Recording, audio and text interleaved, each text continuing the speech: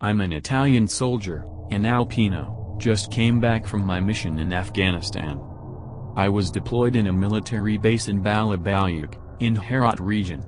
Italian bases in the area are designed as FOB, Forward Operation Base, basically outpost in the middle of nowhere, patrolling the area and preparing the ground for more military forces. During the years we were involved in minor guerrilla in the area, even if in the lately years enemies' activity there intensified. In the moment I will talk about now the stress was getting higher, but the Taliban was the least of our problems, even if we still didn't know it. Local population was in general if not friendly, not hostile to us. Americans don't involved too easily with people here, too serious, too menacing. Italians have a fame to be quite friendly, and not so dictatorial to civilians. That stereotypes Italiani bravagendi seems to apply good here. Even so, people here don't speak or open very easily. So it was very weird when that night, an old man from a nearby village approached our sentinels at the gates. He looks quite shaken, confused. The sentinels made him stop in front of the gates, while the sleeping translator was awoken to speak with him. As second in command, I assisted Caporale Sergio Margarini while he took the old man in his tent to understand the situation. The translator, with us, had troubles understanding the babbling man. He tells his village was roamed. Dead people on the streets. His daughter and wife vanished. Asks for help. Sergio goes right to the point. Taliban's attacked? Today? Is weird. NATO intelligence signaled the area was less risky now. The translator spoke again, with difficulty, to the man. Not Talibans. Something else. Something that shouldn't be there. Doesn't want to tell me who. He's scared to hell. Just repeat they need help. Sergio is perplexed. Aiding local population is one of the primary goal of the peacekeeping mission, but proceeding with so scarce informations could be very risky for us. I don't know, seems also confused. We should communicate with the HQ, for operations like this we need authorization. But since this afternoon all communication are down, we are cut it out. And is weird, it happens often in secluded places like this. But even the satellites' communications are down. And this never happened before. Maybe we should wait until tomorrow, send a unit in Herat and see what they say in HQ. I get into his monologue. Tomorrow could be too late. If there are still survivors, waiting so many hours could be dangerous.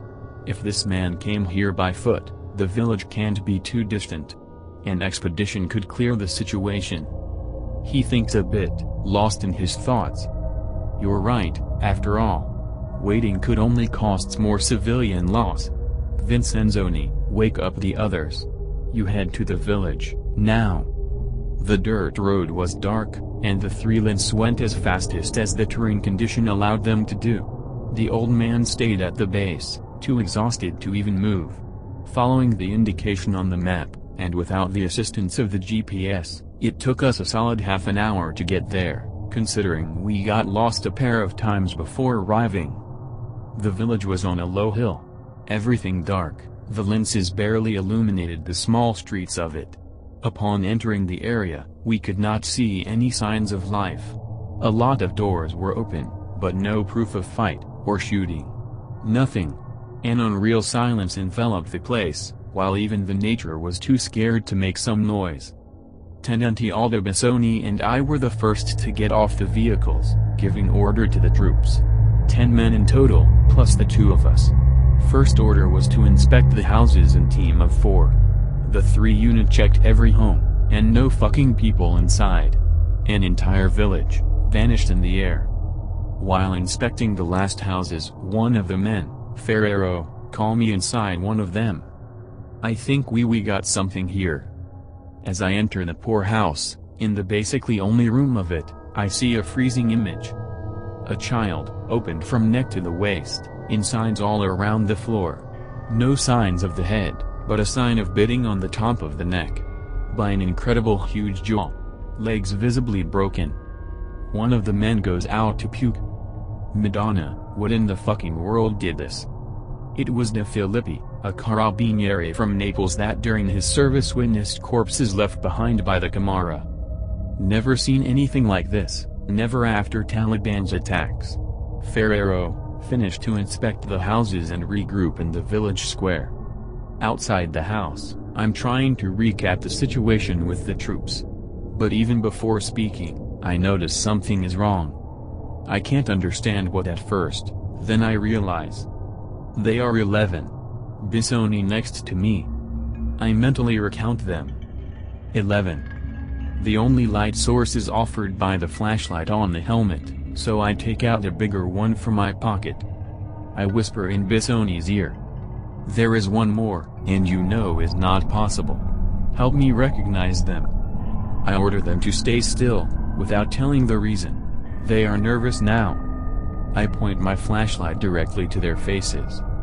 I mentally say their name. Bonelli, De Filippi, Donelli, Rossi, La Rosa, Esposito and Dand. I freeze myself. No one noticed before because of the poor illumination, but the soldier I'm pointing now. He has no fucking face. He has uniform, helmet, but no eyes, no mouth, no nose. The moment I notice, the soldiers next to him, or it, notice the same thing, and start to scream loud. In the following confusion, the lights from the troops' hedge start to shake, and the situation goes out of control. People start to shoot, while desperate screamings all around. What's going on? Porcidio, what's going on? We all start to run, in total panic. I can't understand the situation. Confused shootings go on, they mostly just hit the walls, no good illumination. Other screaming. I just find myself in a Linz. The vehicle is heavily armored, and except for a tank or an high caliber nothing can penetrate here. On the vehicle I find Esposito and Iacono in the front seats. We get locked inside. We can't see anything outside, all in the darkness. The lights caused by shootings illuminate intermittently the place, while the helmets' flashlights of the soldiers dance in the night, creating a stroboscopic effect. What's going?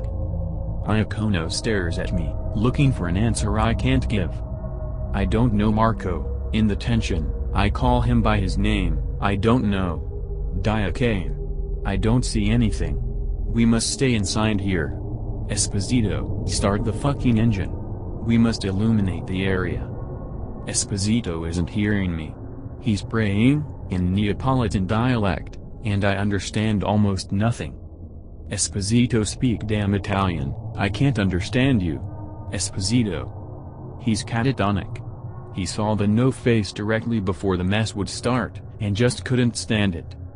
Is no use, I already tried before. The engine doesn't work. No light, anything. Iacono speak fast, out of breath. Meanwhile, the shootings, and the shouting, end. I can hear another Linz's door closing, someone else like us found repair in a vehicle. And again, the silence. I lost my flashlight in the mess, and the ones on our helmets just don't want to work. So, we are also blind. Then we hear a voice coming from outside. Me and Iacono look each other in disbelief, as we recognize the same praise Esposito said before, but in a very higher tone, with even his same accent. Then, something started to furiously scratches the back of the vehicle. Like an animal. Big one. Then on the windows. We can't see what is doing it. The only relief we have in this very moment, is that they are bulletproof. We are safe, until we are inside. Minutes go by, as the noises go on. Someone, or something, get on the top of the Linz. We are scared to death. We stay silent, unable to even speak. Even Esposito. An hour probably passed like this, with noises of heavy footsteps outside. Suddenly strong lights hit the back of our vehicle. Is a big truck. With joy, we see is one of our own. And in that moment, my heart decide I just can't no more, and I pass out. When I wake up again, I'm in my tent, in the base. Sergio is there. Finally, you woke up. I was scared you wouldn't again. He explained what happened when I collapsed. Hearing shootings from our location, Sergio sent out almost every man in the base to rescue us. When they arrived there were no corpses. 7 of us were missing, the other, alive, still in the vehicles. Except for the bullets everywhere, and signs of big scratches on the lenses, nothing else was left to help understand what happened. NATO command, along with the Italian one, took it as Taliban's attack on the village. Yeah, that's it. My witnessing, along Iaconos and the other ones, was taken only as delirium caused by PTSD. We were sent home a week later, with a badge and congratulations by Republic's president himself.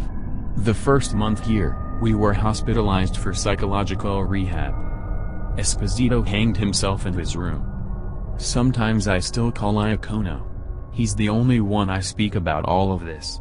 No one else would believe it. We still don't know what happened, but one thing is sure. It's not the guerrilla fighters the real danger in those places.